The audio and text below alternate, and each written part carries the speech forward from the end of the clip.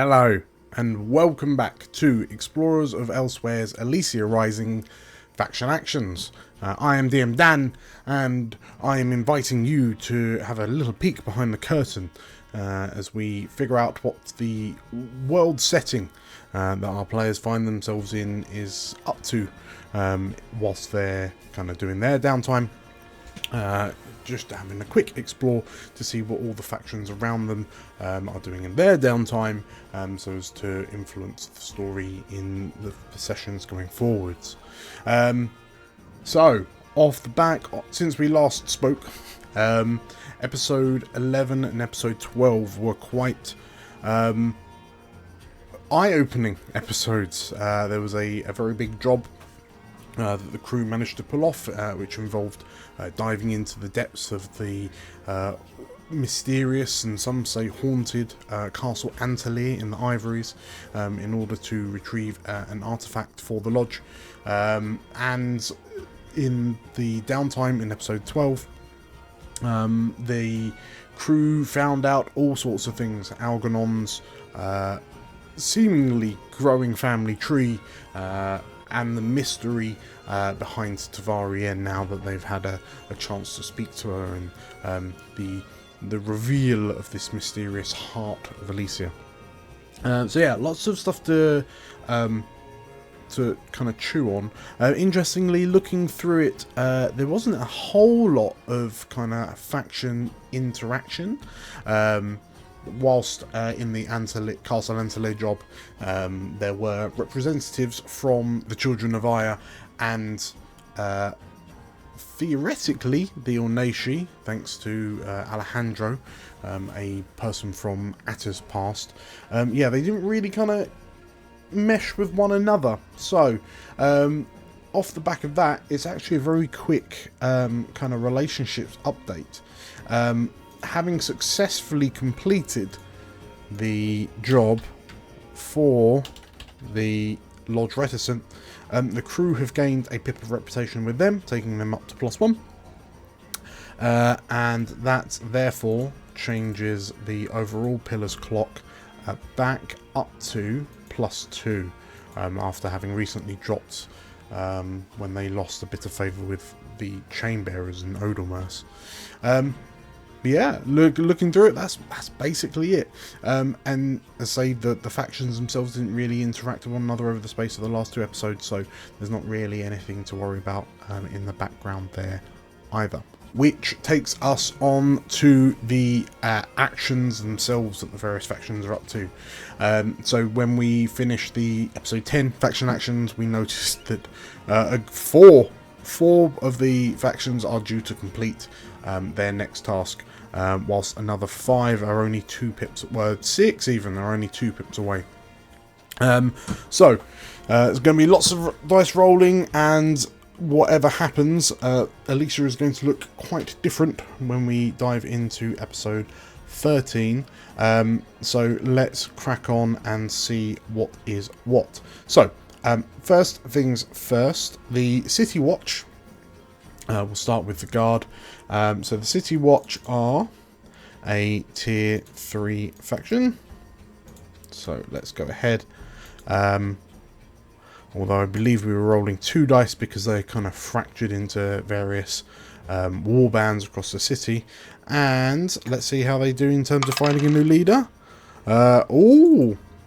There's clearly been a bit more friction than before. So a result of 3 means only 1 pip. They are 1 away from having a new leader emerge. The Black Guard. So they successfully completed their objective, which was to secure the keep for nefarious, mysterious means. Which means that they have a new task to perform. And I can reveal that they are now trying to find the Heart Speaker.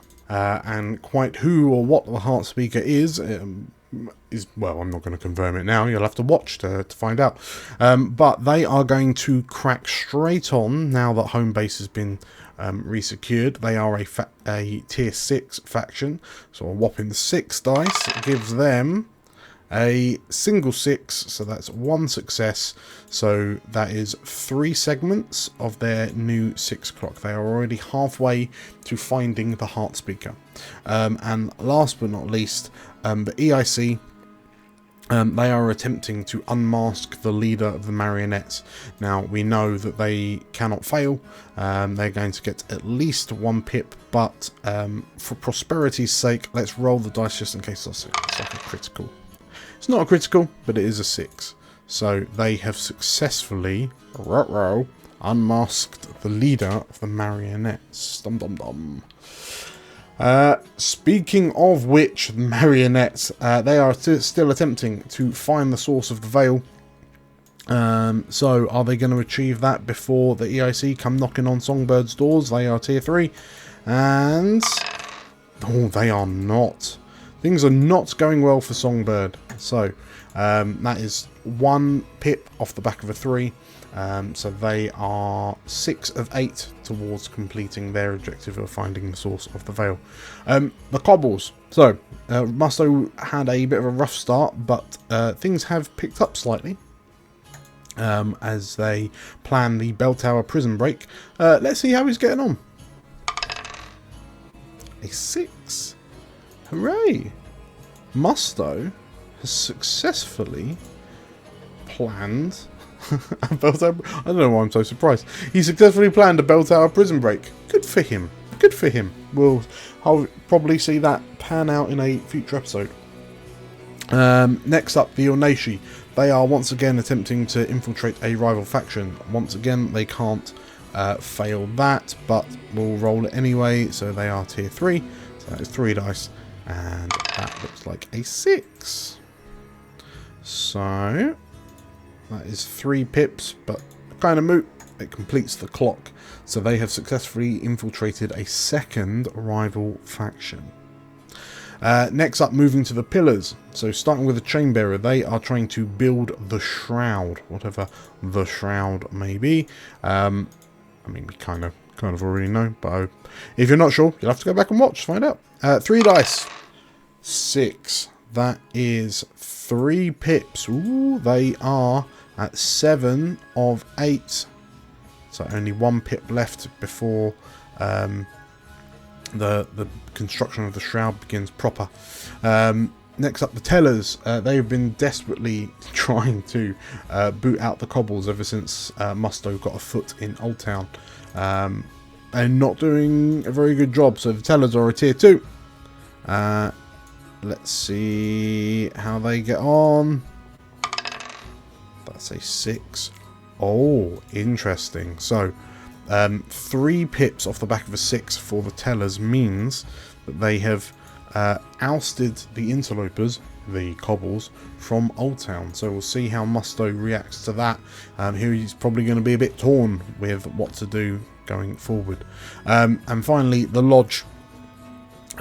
So off the back of episode 11, the party have done the Lodge a favour, so I'm not going to roll. I'm just going to immediately complete their clock to usurp power and control. I suspect that the magical kind of cube that the party got for them would have kind of helped that. But yes, that is our 5th faction that's completed something. The Children of Aya next. They are so leaders of the faith. They are T4. So 4 dice. Boom. Let's have a look. Oh, a 5. So 2 pips takes us to 7 of 8. They are at the very edge of preparing for the summoning. 1 small push will tick them over. Very, very good. That'll be interesting when that drops. Next up, the Shield of Elysia. They are attempting to recruit new inmates because... recruit new initiates. As this war isn't going to fight itself. The streets aren't going to save themselves. 2 dice for the Shield of Elysia. As a 2.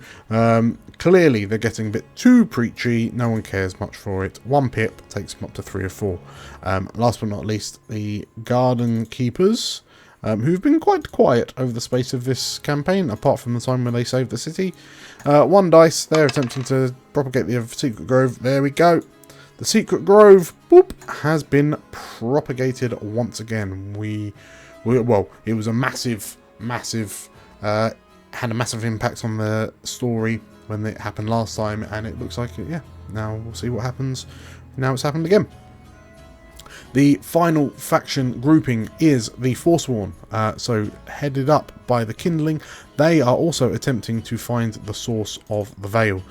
So the Kindling are a tier 2 for a 4. So that is 2 pips, taking them up to 6 of 8. They've almost found the source of the Veil.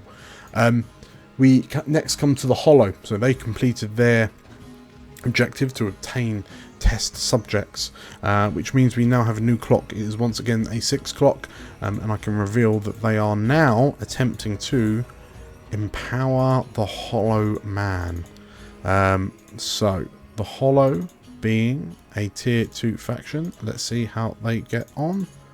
2 dice, a 6, halfway to full power, it would seem.